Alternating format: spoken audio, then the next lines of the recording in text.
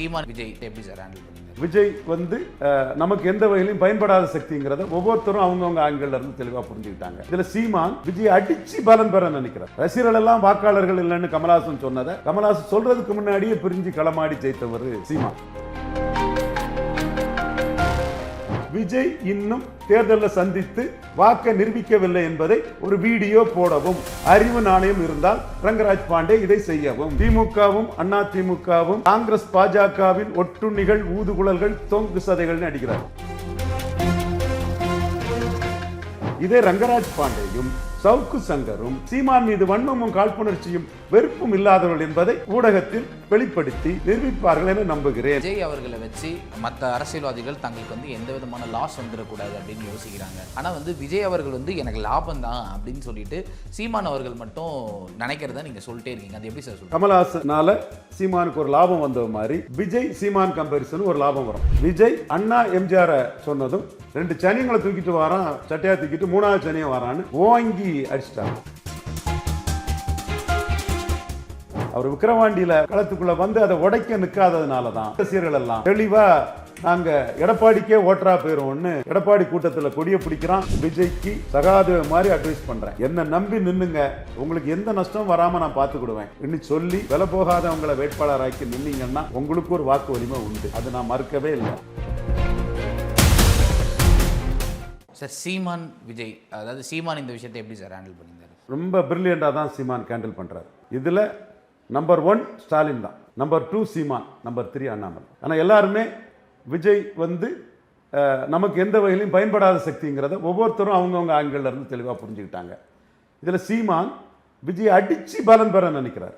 அதில் ஒரு விஜயை நெகட்டிவாக பலன் பெற நினைக்கிறார். இப்போ கமலஹாசன் எம்ஜிஆர் ஆட்சின்னு சொல்லும்போது எம்ஜிஆர் ஊழல் பெருச்சாளினார். பாண்டே, இதை என்னைக்காவது நீங்கள் உங்களுடைய சாணக்கியாவில் இது பண்ணியிருக்கீங்களா? சீமானுக்கு இந்த போல்ட்னஸ் தான் கமலஹாசனை தாண்டி வர வச்சுங்கிறத சொல்லியிருக்கீங்களா பாண்டே? மனச்சாட்சியோட சொல்லுங்க பாண்டே. சொல்லியிருக்க மாட்டீங்களே. உங்களுக்கு பப்ளிசிட்டி வரதில் எனக்கு கவலை இல்லை. நீ ஏன் தம்பி தான், உனக்கு பப்ளிசிட்டி வரது எனக்கு லாபம் தான். உன் கருத்துக்கு தான் நான் எதிரி, நீ ஏன் தம்பி, அது வேறு விஷயம். சீமான் இந்த இடத்துக்குள்ள விஜய் வேற, விஜய் ரசிகர்கள் வேறங்கிறத புரிஞ்சுக்கிட்டார். கமலஹாசன் வேற, கமலஹாசன் ரசிகர்கள் வேறன்னு புரிஞ்சுக்கிட்டார். ரசிகர்கள் எல்லாம் வாக்காளர்கள் இல்லைன்னு கமலஹாசன் சொன்னதை கமலஹாசன் சொல்றதுக்கு முன்னாடியே பிரிஞ்சு களமாடி ஜெயித்தவர் சீமான்.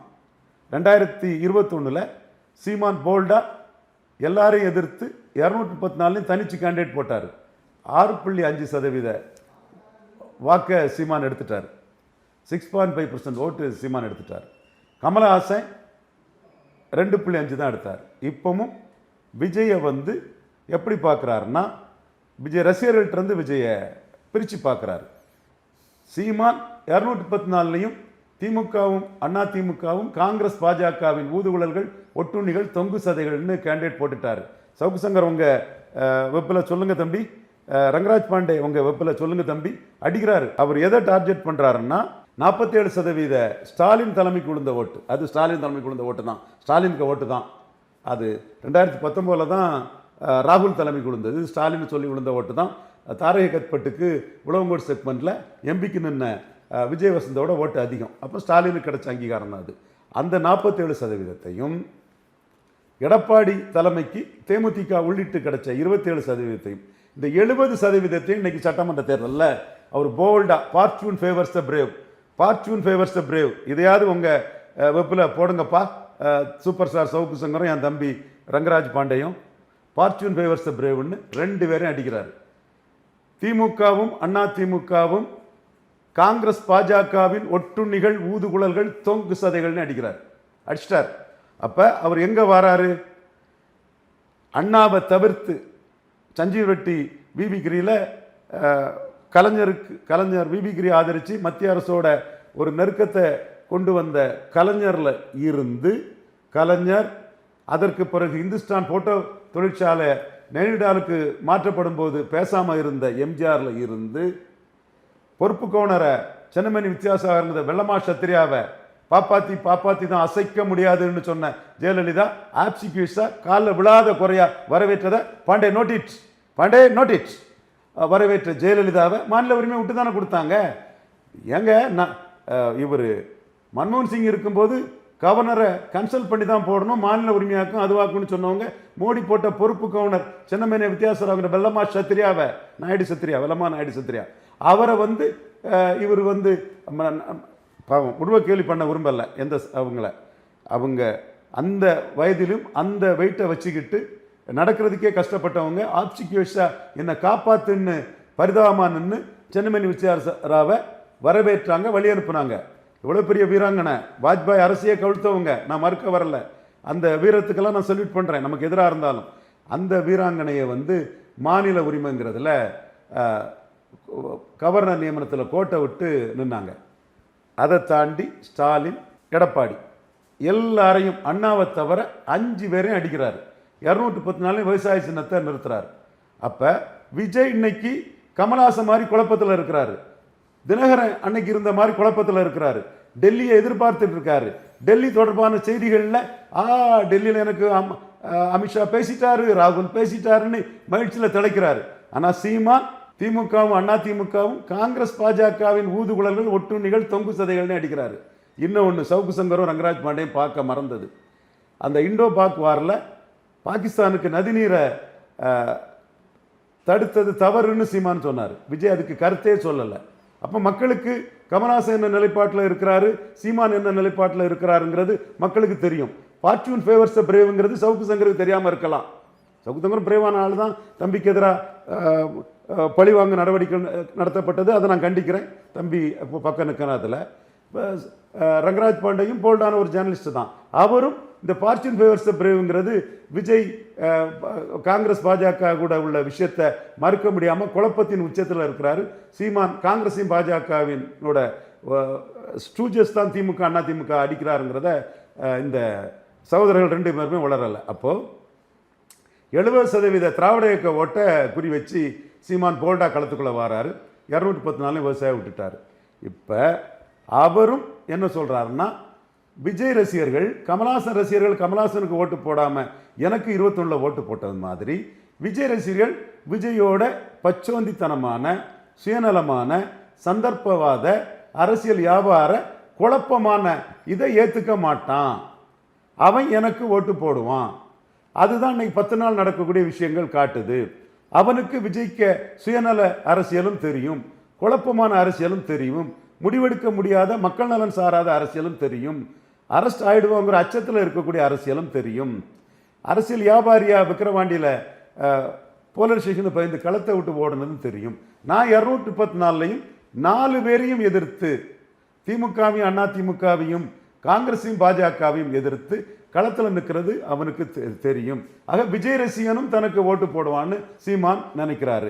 ரங்கராஜ் பாண்டே கொஞ்சமாவது குறைஞ்சபட்ச அறிவு நாணயம் இருந்தா விஜய் இன்னும் தேர்தலில் சந்தித்து வாக்கை நிரூபிக்கவில்லை என்பதை ஒரு வீடியோ போடவும், அறிவு நாணயம் இருந்தால் ரங்கராஜ் பாண்டே இதை செய்யவும். அல்லது நீங்கள் அறிவு நாணயமற்ற இன்டலெக்சுவல் டிஸ்ஆனஸ்ட் பர்சன், என் தம்பி தான் ஆனால் அறிவு நாணயமற்ற ஒரு ஆள். சீமான் விஜய் வேறு, விஜயின் அபிமானமிக்க ரசிகர்கள் வேறு என்று பிரித்து, விஜயின் ரசிகர்கள் எப்படி கமல்ஹாசன் ரசிகர்கள் சீமானுக்கு 2021 வாக்காளர்களாக மாறினார்களோ அதே மாதிரி விஜயின் ரசிகர்கள் விஜயின் குழப்பமான சந்தர்ப்பவாத அவரும் குழம்பி மற்றவரும் குழப்பக்கூடிய தெளிவற்ற அரசியல் நிலைப்பாட்டை ஏற்றுக்கொள்ளாமல் சீமானின் தெளிவான 214 தனித்து நிற்கிறேன், 5வது முறையும் தனித்து நிற்கிறேன், நான் சுத்த வீரன் என்ற அந்த கொள்கை உறுதி கொண்ட நிலைப்பாட்டை கமல்ஹாசன் ரசிகர்கள் 21 ஆதரித்தது போல் 26 விஜய் ரசிகர்களும் ஆதரிப்பார்கள் என்று சீமான் களத்திற்குள் தெளிவாக நிற்கிறார். இதே ரங்கராஜ் பாண்டேயும் சவுக்கு சங்கரும் தங்களுடைய ஊடகத்தில் வெளிப்படுத்தி தாங்கள் நடுநிலையானவர்கள், நியாயமானவர்கள், சீமான் மீது வன்மமும் காழ்ப்புணர்ச்சியும் வெறுப்பும் இல்லாதவர்கள் என்பதை நிரூபிப்பார்கள் என நம்புகிறேன். இதனை மற்ற வீவர்ஸும் இவர்களின் இன்டெகிரிட்டியும் ஆனஸ்டியையும் அளந்து பார்க்க சீமான் விஷயத்தில் இதனை எடுத்துக்கொள்ளும்படி நான் அன்போடு, பணிவோடு, பாசத்தோடு சகோதரர்களின் கிரெடிபிலிட்டியை மக்கள் முடிவு பண்ண விட்டும் என்று கேட்டுக்கொள்கிறேன். சார், விஜய் அவர்களை வச்சு மற்ற அரசியல்வாதிகள் தங்களுக்கு வந்து எந்த விதமான லாஸ் வந்துடக்கூடாது அப்படின்னு யோசிக்கிறாங்க. இப்போது ஸ்டாலின் அவர்களாகட்டும், இபிஎஸ் அவர்களாகட்டும். ஆனால் வந்து விஜய் அவர்கள் வந்து எனக்கு லாபம் தான் அப்படின்னு சொல்லிட்டு சீமான் அவர்கள் மட்டும் நினைக்கிறத நீங்கள் சொல்லிட்டே இருக்கீங்க. அது எப்படி சார் சொல்கிறீங்க? தெளிவாக கமல்ஹாசன் சீமான் கம்பாரிசன், கமல்ஹாசனால் சீமானுக்கு ஒரு லாபம் வந்த மாதிரி விஜய் சீமான் கம்பேரிசன் ஒரு லாபம் வரும். இதையும் சவுக்கு சங்கரும் ரங்கராஜ் பாண்டியும் அவங்க ஊடகத்தில் நியாயமாக நடுநிலையோட பேசணும்னு நான் எதிர்பார்க்குறேன். மக்கள் மத்தியில் அவங்களோட நம்பகத்தன்மையை அவங்க நிலைநாட்டுன்னு நினைக்கிறேன். நம்ம தம்பிமார் தானே, அவன் நம்பகத்தன்மை கிடக்கூடாதுல்ல. அதான நம்ம பாசமாக தம்பிமார்களை நம்ம அன்போடு அரவணைச்சு கேட்குறோம். விஜய் அண்ணா எம்ஜிஆரை சொன்னதும் 2 சனியங்களை தூக்கிட்டு வரான், சட்டையாக தூக்கிட்டு 3வது சனியை வரான்னு சனியன்னு ஓங்கி அடிச்சிட்டாப்புல. இது அந்த கரூர் விஷயம் நடந்த பிறகும் கூட தருமபுரி மாநாட்டில் அந்த ஸ்பீச்சை எடுத்து பார்த்தா சீமான் அடிச்சிருப்பார். சீமான் இதில் விஜய் கம்பேரிசனில் தெளிவாகிறது. பாரதியாருக்கு பாரத ரத்னா கேட்குறாரு. அப்போ எல்லா பிராமணர்களும் என்கிட்ட சொல்கிறாங்க, பாஜகவே கேட்கலைங்க, சீமான் அண்ணா தான் கேட்குறாருன்னு. ரங்கராஜ் பாண்டே பிராமணர் தான் நினைக்கிறேன், பிராமணர் உணர்வெல்லாம் அவருக்கு உண்டுன்னு நினைக்கிறேன். இதை என்னைக்காவது பிராமண சமுதாயத்திட்ட சொல்லியிருப்பாரா? பாரத ரத்னா பாரதியார் தேசிய கவிஞருக்கு சீமான் அண்ணா தான் கேட்குறாருன்னு அண்ணான்னு தான் எனக்கு சேலம் பாலசுப்ரமணியாலும் சரி, ஸ்ரேயா ஸ்ரீதரனாலும் சரி, சீமான் அண்ணா பெரிய அளவில் வரணுன்னு தான் அந்த பிராமண சமூக சகோதரர்கள் சொல்கிறாங்க. பணக்கார பிராமணர்கள் ஸ்டாலின் ஆதரிக்கலாம், சாதாரண ஏழை பிராமணர்கள் சீமான் ஆதரிக்காங்கிறதான் தெரியும். ரங்கராஜ் பாண்டே எந்த வகைன்னு நமக்கு தெரியல. இதில் விஜய் சீமான் கம்பாரிசனில் 20% வாக்கு கொண்ட தேவேந்திரர் பறையர் சமூகத்துக்காக சீமான் நிற்கிறாருங்கிறது தான் ஹைலைட். இப்போ கலைஞர் அருந்ததியர் உள்ஒதுக்கீடு கொடுத்தாங்க. புரட்சித் தலைவர் ஜெயலலிதாமையார் அதை எதிர்த்தாங்க. இதுவும் ரங்கராஜ் பாண்டேக்கும் அறிவின் மிக்க சகோதரர் சவுக்கு சங்கருக்கும் தெரியாததல்ல. மாநில அரசுக்கு அதிகாரம் கிடையாதுன்னு எதிர்த்தாங்க. இப்போ மோடி சப் கேட்டகரைசேஷனை சென்ட்ரல் கவர்மெண்ட் அஃபிடவிட் கொடுத்து அருந்ததியர் உள்ளொதுக்கீடு ஆதரிச்சிட்டாங்க. பாஜக ஆதரிச்சிட்டு, திமுக ஆதரிச்சிட்டு, திமுக காங்கிரஸ் ஆதரிக்குது. அண்ணா திமுக மட்டும் எதிர்த்து நின்ற சூழ்நிலையில் Edappadi கொங்குல ஜெயிக்கணும்னா packing community, Kongu Vellalar community, அவருக்கு ஜாதி அருந்ததியர்கள் எதிராக போயிட்டாங்க. அருந்ததியர், நாயுடு, செங்குந்தர், தென் பறையர், ஈரோடு கிழக்கிலே நாம் எடுத்து கொடுத்துட்டோம். சவுக்கு சங்கரும் பிரச்சாரம் பண்ணார், எங்களுக்கு அப்பவே தெரிஞ்சு. அருந்ததியர் உள்ளொதுக்கீடை ஆதரிச்சாதான் கொங்குல சீட்டு கன்வெர்ட் ஆகும்னு எடப்பாடியும் ஆதரிச்சிட்டார். சீமான் தான் பிரியாரிட்டி ரெசர்வேஷன் தப்பு, பிரியாரிட்டி ரெசர்வேஷன் தப்பு, நீங்கள் எஸ்சிக்குள்ள இடஒதுக்கீட்டில் இருந்து பறைய தேவேந்திரத்துக்குள்ள எடுத்து கொடுத்துருக்கக்கூடாது. என் மக்கள் ஒரு நெளிஞ்ச தட்டில் 4 பருக்கையை வச்சு சாப்பிட்டுட்டு இருக்கான், அதை பிடுங்கி கொடுத்துருக்கக்கூடாதுங்கிறத சீமான் தெளிவாக பேசுகிறார். இதை சவுக்கு சங்கர் வலைவலியும் ரங்கராஜ் பாண்டே வலைவலியும் போடுவாங்கன்னு நினைக்கும். அறிவு நாணயம் உள்ளவங்க தானே அவங்க. அப்போ இந்த இடத்துக்குள்ள சீமான் தான் பறையர் சமூகத்துக்கும் தேவேந்திர குல வேளாளர்களுக்கும் தெளிவாக நிற்கிறாருங்கிறது உறுதியாகுது. விஜய் கூட்டணி போறதுக்காக இலவசங்களை ஆதரிக்கிறாரு. இந்த விஷயத்திலையும் எடப்பாடி கூட நிற்கிறார். கொடநாடு கொலை வழக்கு என்னாச்சுங்கிறத சீமான் கேட்கிறாரு. விஜய் கூட்டணி போறதுக்காக எடப்பாடி பற்றி விமர்சனம் பண்ணாம இருக்கிறாரு. தூத்துக்குடி துப்பாக்கி சூடு என்னாச்சுன்னு சீமான் கேட்கிறாரு. விஜய் கூட்டணி போறதுக்காக எடப்பாடி விமர்சனம் பண்ணாம இருக்கிறாரு. இதை நாணயமா ரங்கராஜ் பாண்டே சொல்லணுமா இல்லையா? சொல்லணுமா இல்லையா? என்ன ரங்கராஜ் பாண்டே மோசடித்தனம் எல்லாம் பண்ணிட முடியாது. ரங்கராஜ் பாண்டே விட்டுற மாட்டான். ரங்கராஜ் பாண்டே நேருக்கு நேர் உட்காருமா தம்பி, உட்காருமா? ஸோ சீமான் இந்த இடத்துக்குள்ள விஜய் கம்பாரிசனில் வளர்றார். அடுத்து கோனூருக்கு பொன் கோன் கோட்டைன்னு செஞ்சி கோட்டையை சீமான் சொல்றார்.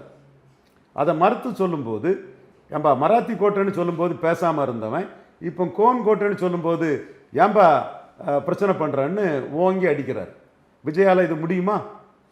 மதுரை ஏர்போர்ட்டுக்கு பசுமன் ஐயா முத்துராமலிங்க தேவர் வைக்கணும்னு ஜாதி அரசியலில் எடப்பாடி பழனிசாமி வாக்களிக்காத சமூகத்திடமும் பன்னீர் தினகரனுக்கு பயந்து சரண்டர் ஆகும்போது சீமான், அது ஒரு கோரிக்கை, ஐயா வள்ளலாருக்கணையானவர், அது வேற விஷயம்.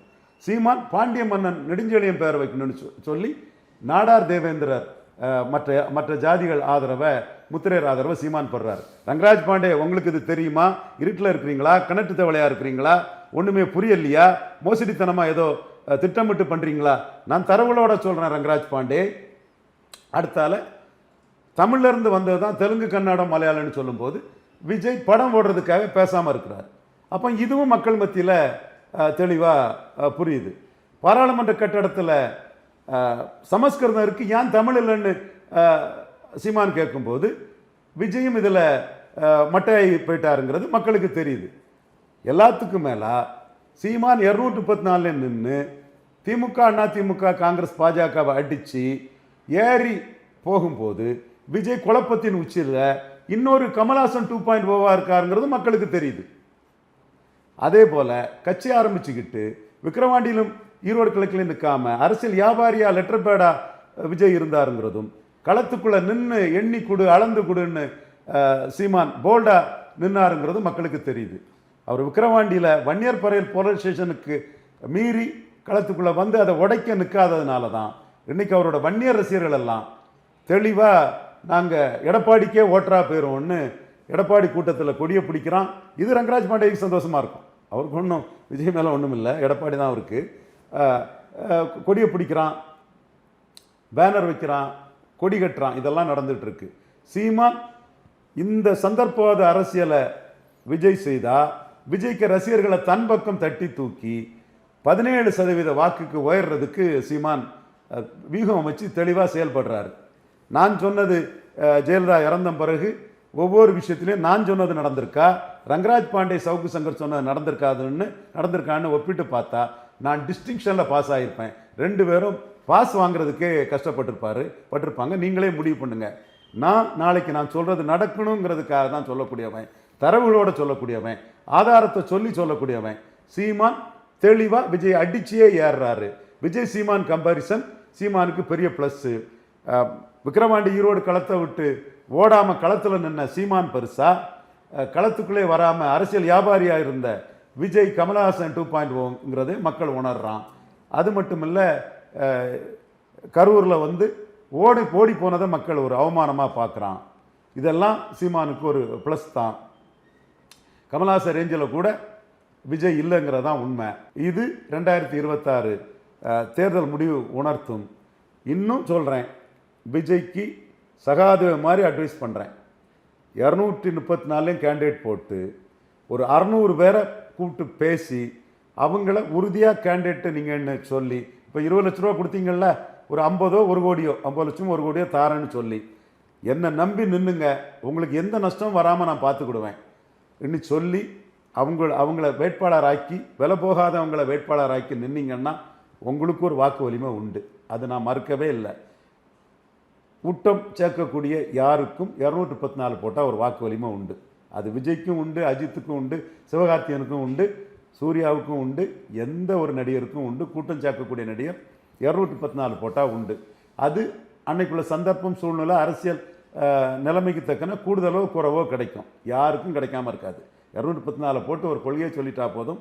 எல்லா கூட்டம் சேர்க்கக்கூடிய நடிகருக்கும் உண்டு, விஜய்க்கும் உண்டு. ஆனால் விஜய்க்கு தப்பு என்னன்னா, நீங்கள் உங்கள் கட்சிக்காரங்கள்ட்ட தொடர்பு இல்லாமல் இன்னைக்கு பரிதாபமாக கட்சியை செயல்பட முடியாமல் காலி ஆயினுக்கு உங்களால் போட முடியாதுங்கிற ஒரு சூழ்நிலைக்கு வந்துட்டு. இன்னொன்று, முட்டாள்கள் தான் கையில் வராத ஓட்டை ஒருத்தன் டிரான்ஸ்ஃபர் பண்ணுவாங்கிறத சொல்லுவான். யாரும் கையில் வராத ஓட்டை டிரான்ஸ்ஃபர் பண்ண முடியாது. அந்த முட்டாள்கள் யாருன்னா, அந்த முட்டாள்களோட மனச்சாட்சிக்கே நான் விட்டுறேன். அந்த முட்டாள்கள் அவங்கள உணர்ந்து கொள்ளட்டு. ஆனால் ஒரு சினிமா நடிகரால் ரசிகர் மன்றத்து மூலமாட்டு பிரச்சாரம் பண்ணி கொஞ்சம் டிரான்ஸ்ஃபர் பண்ணி கொடுக்க முடியும். ஒன்றுமே இல்லைன்னு சீரோன்னு சொல்ல வரல. அந்த சூழ்நிலையில் விஜய் தனிச்சு நின்னா தான் பாதிக்கும்னும், அவர் தனக்கு பிரச்சாரம் பண்ணுனா அது தனக்கு லாபம்னு எடப்பாடி நினைக்கிறாரு. எடப்பாடி அந்த இடத்துல லாபம் அடையக்கூடாதுன்னு ஸ்டாலின், அண்ணாமலை, சீமான் 3 பேரும் தெளிவாக பிரச்சாரம் பண்ணுறாங்க. எடப்பாடி லாபம் அடையிட்டுன்னு சவுக்கு சங்கரும் ரங்கராஜ் பாண்டேயும் ஊசியை நாட்டி தலைகளாக நிற்கிறாங்க. ஆனால் விவரமான முறையில் விஜயை டீல் பண்ணுறதுனால எடப்பாடி விஜயை வச்சு பெருசாக லாபம் அடைய முடியாது. அற்ப சந்தோஷத்தை சவுக்கு சங்கரும் ரங்கராஜ் பாண்டேயும் ரிசல்ட் வர்றது வரை அடைஞ்சிக்கலாம். ஈரோடு கிழக்குலையும் இப்படி தான். தம்பி ரங்கராஜ் பாண்டே களத்துக்குள்ளே போய் பெரிய ஹீரோவாக நின்னா, ஏம்பா நீ இங்கே போய் நிற்கிற, உன்னை இது பண்ணது தப்பு, அநீதி. சீமானே அநீதினார், நானும் அநீதின்னு தான் சொல்கிறேன். நீ ஏம்பா அங்கே போய் நிற்கிறேங்கிறது தான் நமக்கு கோரிக்கையாக இருந்தது. நம்ம சொன்னோம் 2 மடங்குக்கு மேலே ஓட்டு திமுக கூட்டணி வரணும். கடும் எதிர்ப்புனாரு சுமன் ஸ்ரீராமன். என்ன ஆச்சு ரிசல்ட்டு? இப்பவும் நாம் யதார்த்தமாக களத்தில் புரிஞ்சுக்கிட்டு ரிசல்ட்டை சொல்கிறோம். தமிழக மக்கள் நம்ம கிரெடிபிலிட்டியும் அறிவாங்க. நம்மளோட பெரிய வியூஸ் உள்ள சூப்பர் ஸ்டாரும் ஊடகத்தில் முத்திரை பதிச்ச தம்பி ரங்கராஜ் பாண்டேயும் யாருக்கு கிரெடிபிலிட்டி பெருசுங்கிறத உணர்வாங்க. ரவீந்திரன் துரைசாமிக்கு கிரெடிபிலிட்டி பெருசு. நடுநிலையான யார் வேணாலும் ஒரு வெப்பில் எடுத்து ரவீந்திரன் துரைசாமி சொன்னது, சவுக்கு சங்கர் சொன்னது, ரங்கராஜ் பாண்டே சொன்னதுன்னு ஒரு டேபிள் போடுங்க. இப்பவும் ரவீந்திரன் துரைசாமி சொல்வது, சவுக்கு சங்கர் சொல்வது, ரங்கராஜ் பாண்டே சொல்லுது. 2024 லேட்டஸ்டாவில் 2024 எடுத்து பாருங்கள், ஈரோடு கிழக்கு எடுத்து பாருங்கள், பழைய ஈரோடு கிழக்கு எடுத்து பாருங்கள், விக்கிரவாண்டி எடுத்து பாருங்கள், உண்மை நிலைமை, உள்ளாட்சி தேர்தல் எடுத்து பாருங்கள், உண்மை நிலைமை என்னன்னு தெரியும். நம்ம 80% மார்க்குக்கு மேலே வாங்கியிருப்போம். இவங்க பிரச்சாரத்துக்காக பொய்யும் புரட்டியும் சொல்லக்கூடியவங்கிறது எக்ஸ்போஸ் ஆகும். மீண்டும் சொல்கிறேன், என் நண்பர்கள், சகோதரர்கள், அவங்களோட வெல்விஷர், அவங்க கிரெடிபிலிட்டியை பாதுகாக்கப்படணும்னு தான் ஆசைப்படுறேன். என் சகோதரர்களுக்கு ஒப்பிட்டு நான் பேசினாலும் மக்கள் உண்மையை பார்த்து அன்னப்பறவை போல் பாலையும் தண்ணியும் பிரித்து எடுக்கட்டுங்கிறதுக்காக தான் நான் பேசினேன். நன்றி, வணக்கம். நன்றி சார்.